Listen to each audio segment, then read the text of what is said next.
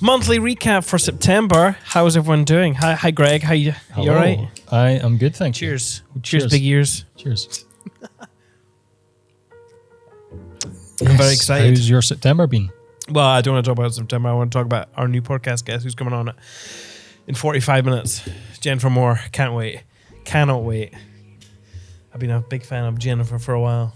Yeah. Ever since we met her in Edinburgh. Edinburgh, that was a good few years ago now. And then during COVID, I think it was COVID times, she had her self-portrait kind of series encouraging people to take self-portraits of themselves in really artistic ways. And every one of her self-portraits were amazing. Yeah. And it made me not want to ever go back into doing weddings. I think that's the opposite of what she would intend. I know, terrible. Does anyone else get that way?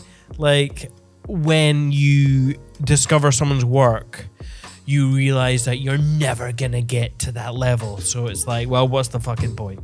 What's the point? Mr. fucking miserable person over here. Yeah. Anyway, it is a monthly recap. So enough about the podcast that we're about to do. Yeah, sorry about that. What have we been up to this month? Well, I genuinely can't remember. Well, first of all, at the start of the month, you ditched me and I had to go up to Skye on my own with Matthew. Well, it's about time you actually get shot a wedding. Hey, yo. Yeah, that was a really good wedding. It was tell me about it, because you've not told me anything about it, really. No, I've not. It was with Hitch in the Highlands, Sam, and Andrew Sam. Ray.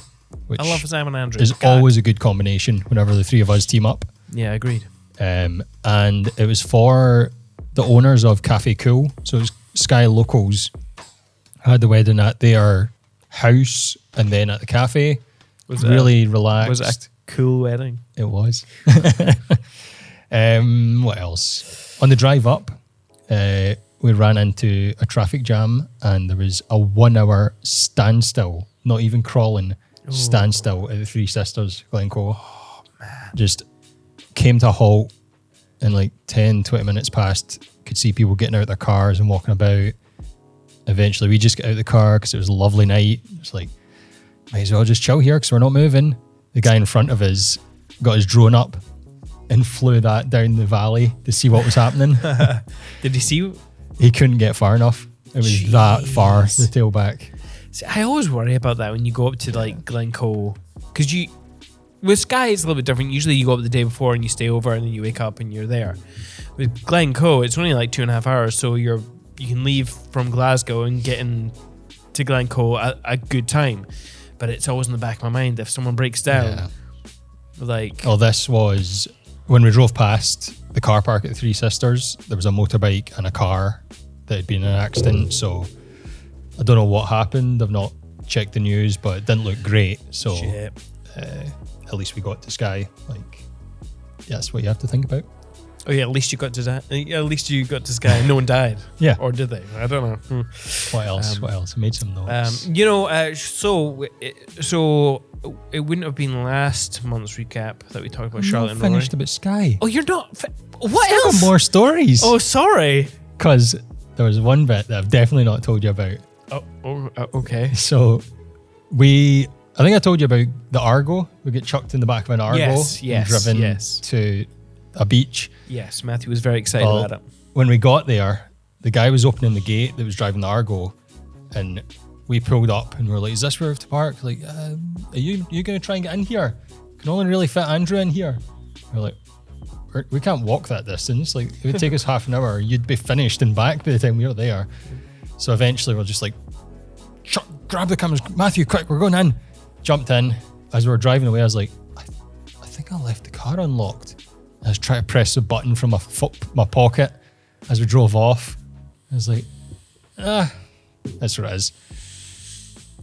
We went, did the group shots, did the couple shoot, got back, and Andrew was going to jump in with us, and the couple were going to shoot off in the Argo. The car was still running. It wasn't just unlocked. Jesus it was still running. It'd been there for like, I don't know, an hour, 40 minutes. Just idling, chilling there. Skye, nobody steals your car. You are so fucking lucky, man. At first I thought you were going to allude to it being broken into, because we've had many a podcast guests talk about how that's always a thing. And Nope. but no. Somebody could have drove off with that easily. Well, look at that. Well, I assume so. It might have beeped for a while saying the key's not present. But it would have probably went. Probably. Anyway, got lucky. Jeez Louise. All right, well done. You got lucky. Got lucky. Yeah. But yes, continue. Yeah, so I was going to say, Charlotte and Rory, who we shot, other wedding photographers, we shot Edinburgh, their wedding in Leith.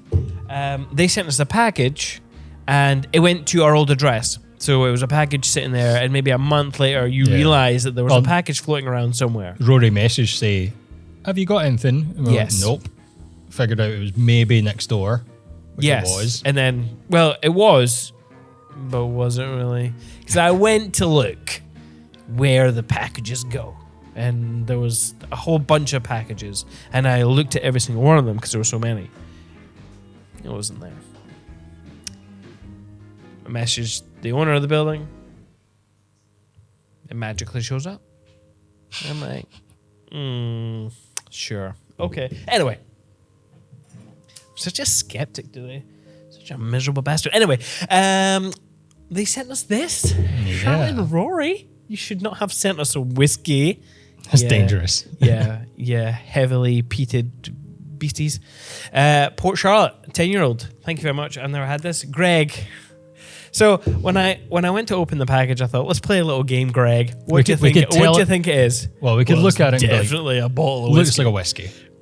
They know we're whiskey fans. And so I open it, and it's wrapped in this huge sheet of packaged stuff. Yeah. And so I play a little game, and I'm like, Greg, guess the whiskey. He goes, oh, I think it's a Port Charlotte. I'm like, you think so? Right, okay. Well, I think it's a gin. It's kind of it looks gin bottle-y, right? Anyway, we unwrap, and as the bottle reveals, Greg was right, and he gets very excited, like a 10-year-old child. Like, yeah. The excitement and joy on his face was quite adorable, I have to say. Just picked a whiskey. To be honest, I thought it was a bit more rounded here. And I mistakenly thought that's what a Port Charlotte bottle was like, but it wasn't. But I still got it right. You still got it right. So you get the whole bottle.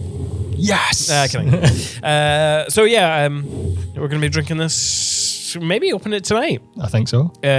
We have a social gathering happening where we've invited some other photographers and friends of ours to be in the co-working space, and we're going to get drunk, essentially. So yay. Always good times. Yeah. What else have we been up to in September? We have more or less just got back from Mull. We have. Mull was fun. Mull was a small wedding. We classed it as an elopement. Yeah, we did. And but it was the couple and their parents, and they'd come over from The couple from Colorado. Colorado. The parents were from different parts. Yes. And we spent a good time on Mull with them. It was really interesting because on the day, it was just a downpour the whole day. It really was a downpour. And after the ceremony, which was quite clear actually, it downpoured again. We got a window to start the ceremony. Yeah. About halfway through, it started raining, and the celebrant found a point in the ceremony and went, "Are we happy to continue here?" Yeah, like and everybody sort of looked around each other and went, Yep, I'm fine with this. Struggling through. Yeah. Anyway, you know, I made a post on TikTok about this, how, you know, you can get to a certain point of a wedding and realize that you've got no couple stuff at all because it's just been raining the whole time, and there's a little bit of panic that comes in. Turns out, on the day, I didn't need to worry because 20 minutes later, the rain cleared and the most glorious sunset came out for a good long time, and we got loads of couple stuff. Yeah. Like just a ridiculous amount. Unfortunately, or actually fortunately, or however you want to take it, I had agreed to meet the photographers at 7 o'clock in the morning the next day to go around Tobermory and to go to a couple of different lochs on the island free of charge, just because I'm there, and I think why not? Our ferry wasn't till the afternoon. Yeah, so not realizing, of course, how well the couple were gonna feed and ply us Fuel. with alcohol. Oh man, that fish platter was ridiculous. Seafood platter even. There was 14 people in total, I think, including suppliers. I've got a crazy photograph of you just gnawing into a lobster There was arm. 3 big buckets of seafood. Crabs, lobsters, everything. So good. I mean, I'm not a seafood person at all, but I cracked in and I was very surprised that I, in fact, do like lobster. So that's nice. There you go. There you go. I can now, but I'll never order at a restaurant. Weddings are teaching you things. You Weddings like are mushrooms, teaching apparently. me. Let's not get into the mushroom story. But yeah.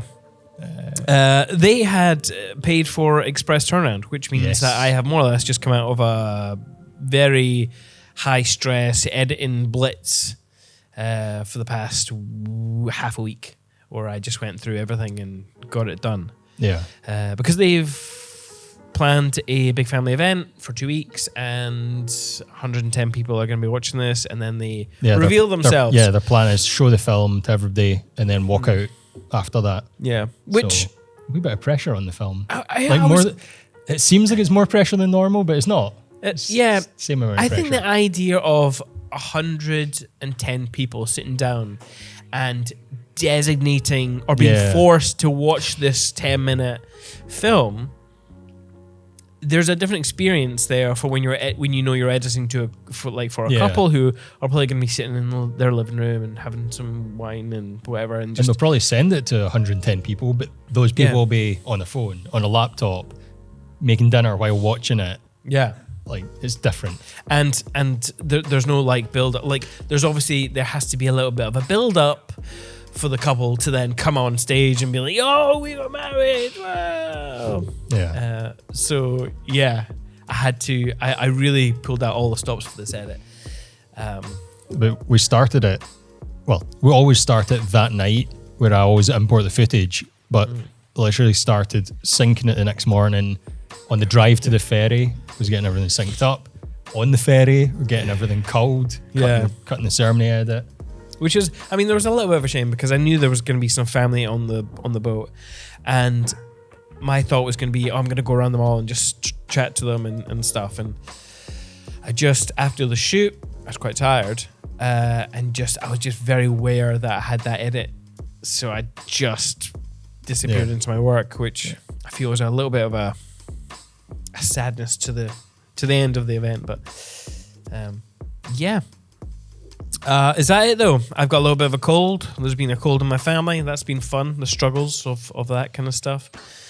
Yeah. Other than that, September's been so not much filming in September. Just those two. Well, the first one was in September. That last one is technically October. We're recording this later.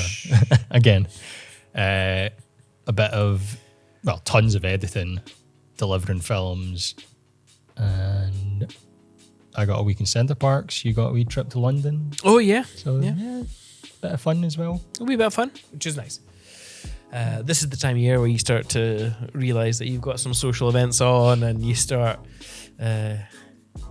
ironically, catching all the backlog. But you've got the editing backlog. Yeah. We're all in the same boat. Yeah. Probably. Hopefully. Probably. We'll see. Let us know. And hopefully you're out there managing your editing queue well and not getting too stressed about it. I know I spoke to quite a lot of filmmakers recently who are kind of just leaving the game now. Don't know if that was the stresses of COVID, but also they had the opportunity to try and find some extra work somewhere. So I know a lot of people have, gone into Etsy and started selling stuff, and that's interesting. But it's a stressful job. Yeah, it is. There's no getting around that. But yeah, let us know what you've been up to in September in the comments or DMs, and like and subscribe. How do we end it again? I don't know. However, in the meantime, Enjoy your life.